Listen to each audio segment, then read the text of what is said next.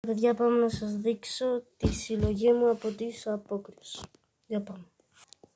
Λοιπόν, εδώ πέρα έχουμε ένα πιστόλι. Αυτό εδώ είναι ένας φίλος μου και αυτά εδώ. Είναι 8βολο. Και εδώ πέρα έχω κάποια. Και αυτό είναι 12βολο. Εδώ πέρα έχουμε σπενθυρόβολο κερί. 2.